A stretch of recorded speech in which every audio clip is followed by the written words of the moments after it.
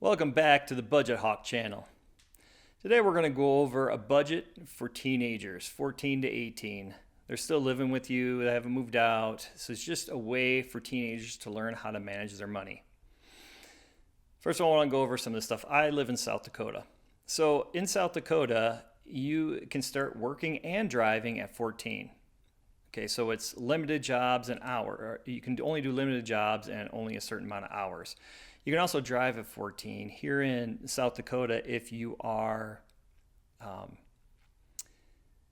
so you can get your license at 14. That would just be a learner's permit at 14. If you take driver's ed, you would get it. You would get your restricted, which you can drive by yourself at that point, 6 months after you went through driver's ed.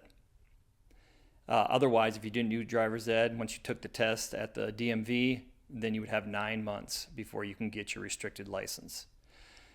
Okay, 14 and 15-year-olds in South Dakota are allowed to work 4 hours a day on school days, including Fridays. Okay. And it just depends on the company. It depends on the company that you're working at. If the company makes over $500,000 in revenue, let's say you're working for Culver's. Okay, so Culver's falls under federal, and federal will only be 3 hours on a school day. No more than 20 hours in a school week. Okay, and then no more than 8 hours on a non-school day. And then no more than 40 hours during the week when school's not in session. Okay, the minimum wage here is $11.50. So that's what we're going off of, as you can see over here. So I did a little example here for if your child worked 40 hours a week. So let's say, so here in South Dakota, there's a lot of seasonal jobs. There's a lot, it's a high tourism area. And some people can work, a lot of kids work at one of the attractions here, and they get paid minimum wage. There's no federal tax that comes out, just Social Security and Medicare. So if you work 40 hours a week during the summer when you weren't in school, no more than 40 hours a week, you would make a total of $460 a week, and then $1,800 a month. If you only work 20 hours, $230 a week, $920, 15. You guys get what I'm doing here. Okay, you get the point.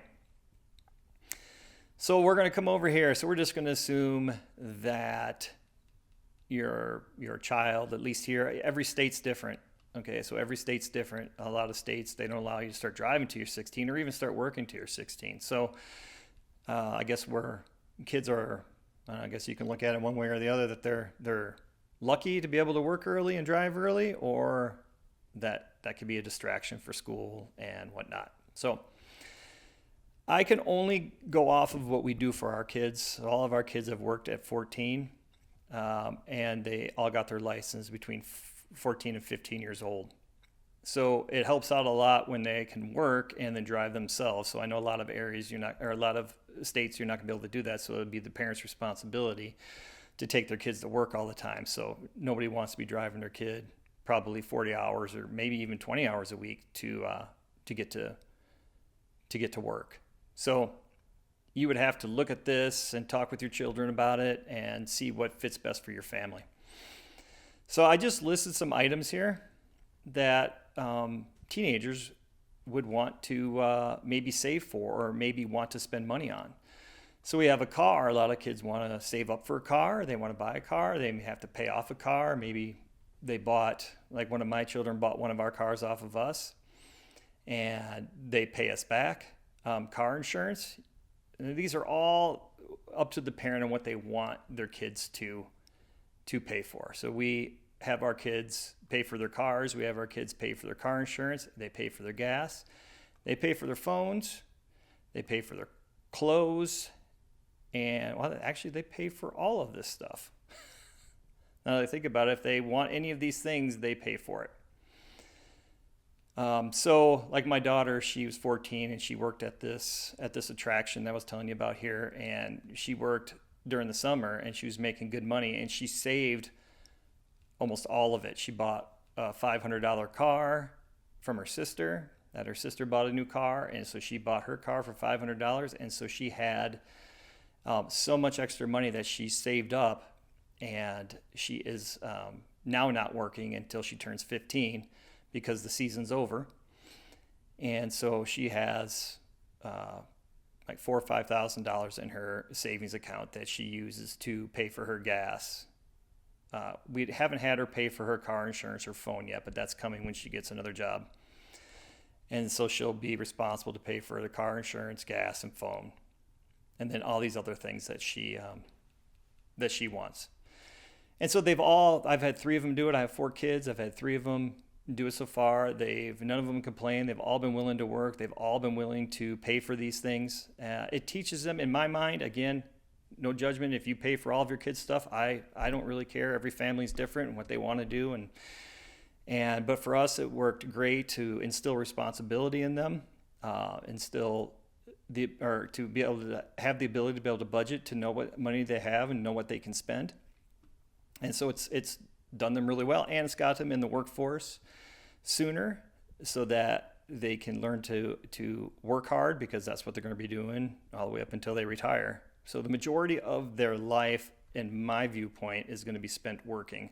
So I want to get them into that groove of working, being able to use the different tools in whatever job that they're in, and to be able to learn how to lead if they're in leadership position, and interact with other coworkers. So all I would do here is, so let's just say for the summer they're making $18.40. They're working 40 hours. Let's say they want to work 40 hours and you want them to work 40 hours. So they can start saving up for a car. So let's say they put down $1,000. Okay, that leaves them with $840 left over to divvy out however they want to. So let's say car insurance is $60, because you're going to have them pay for car insurance, and gas is going to be that, we've noticed that new drivers like to drive a lot. It's fun for them. So we're going to put that at about $160, fill up once a week. Phones, if you want to pay for their phones, $55. So now we have $565 left for them to go ahead and divvy out how they want. Let's say it's a young man and they like to play video games and they like to spend money on it. So let's put $100 in there. Clothes, I want to buy new shoes. So we're going to put $200 in there. So as you see, as it goes down, this is how much money you have left over, $265 to put wherever you'd like. And let's put it here, let's say they want to save $265. That's it, money's gone. So this is just a quick way, a simple way for them to be able to figure out where their money is going. Another one I didn't put in here that we don't do is eating out. Our kids like to go buy. Let's not put $265 in savings. Let's only put $100 in savings.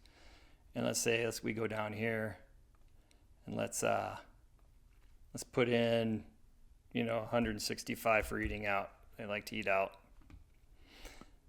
There we go. So we got $165 left over, or $165. All of our money has been allocated, and then throughout the month, if they spend $250, well, they're going to have to take money from somewhere else to cover that, or they're going to have to,